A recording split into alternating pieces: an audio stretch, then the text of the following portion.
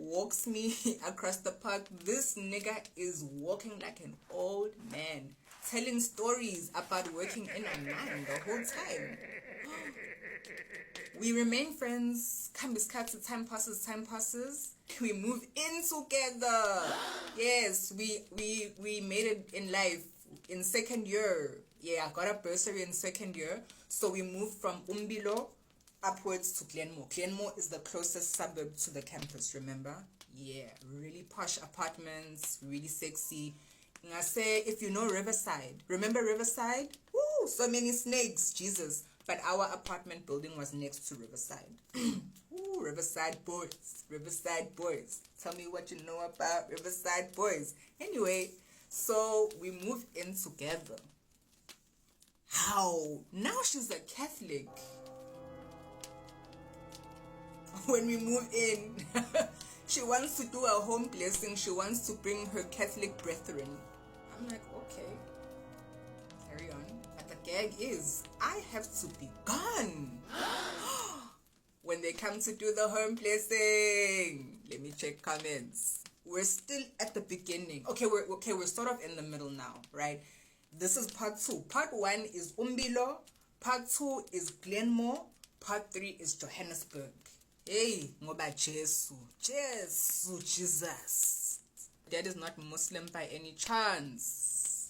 You have to buy the book. Go. You have to buy the book. Gotta buy a book.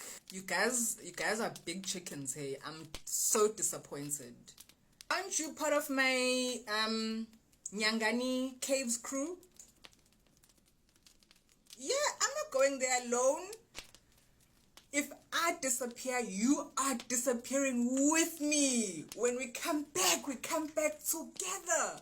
Yes. How y'all are coming with me to Nyangani. Yeah. I can never sleep at people's homes, even when I was young. I highly recommend you do not allow your kids to go for sleepovers. Let's go. We're judging you now.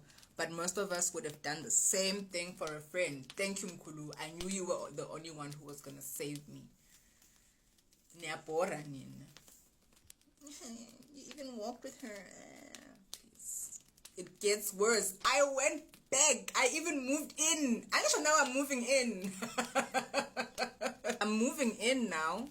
Yes, I'm moving in. That's how my brand of crazy is set up. Let me tell you what your fave did. When they told me not to be there, I went to the Christian store. I bought me a Bible. I bought me a rosary. Yeah, you're Catholic, bitch. I'm Catholic too. Let's go. I come back after they told me not to be there. I don't really remember if I could sense that something was different. But I mean, clearly my ancestors were focused because Anshai said I went to buy a Bible and a rosary. Things I had never been so inclined to do ever in my life. I come back, I tucked the Bible in next to me, and I slept with the rosary on. This is night number 1, mind you. Remember I told you she used to have really intense burps.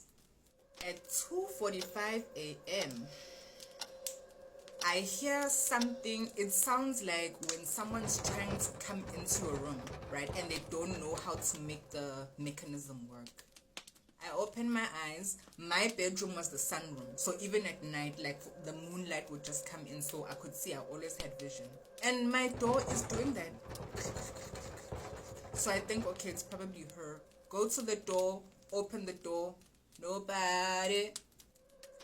We had a lounge, we didn't have furniture yet. So I go through the lounge to get to her room. Her room door was open. Let me draw it for you. So, main door into the lounge area. My bedroom was this side, right? The kitchen was like an open wall. So this was the kitchen, right? The wall going there. Then the bathroom was here, right? Then, so her bedroom was set up like this, is what I'm trying to explain, right? So there's actually a wall here. Okay, so when I come out from my room, right? I'm walking. her bedroom door is open, but there's this little passage thing that's here. When I am about to turn the corner here, I hear hissing mixed with burping. When I look on the ground, mtagabawo, it's a whole python. So what did I do? I dashed. That night, I dashed. I dashed and I went to the neighbor. The next day, she says to me, "You have an ancestral calling." I say to her, "I have an ancestral calling, bro. What the fuck is in your bedroom?" She's like, "What did you see?" I'm like, "No, I didn't see anything. What the fuck is in your bedroom?" She's like, "What are you talking about?" I'm like, "Don't make a fool out of me. What is in your bedroom?"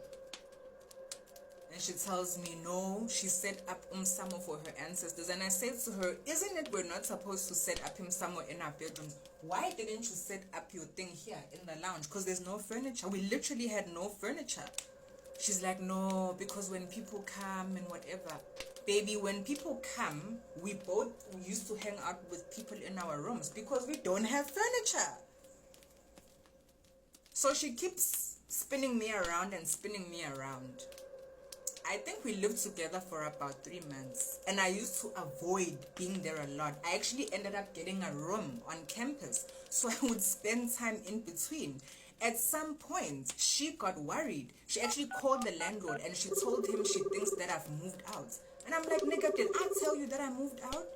"No, I didn't move out. I left because of the weird shit that keeps happening there that you can't explain." Not only did I see a whole python, I would wake up and there would be rat droppings in her bedroom. We used to share each other's makeup every now and then. So when she was gone, I would go into her room and I would see rat droppings in there. There were no rats in the apartment.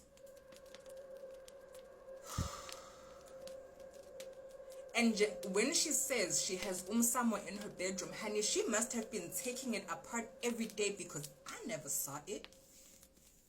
I knew there was something in there, but I never saw it. Anyway, 3 months later, I was like, fuck this. I actually told Ulirato, the one who introduced us, and she was like, "No, we go to church together. It can't be." And then something happened. We all had a beef. I stopped talking to all of them completely. We all went our separate ways. Then I got my first job in Johannesburg.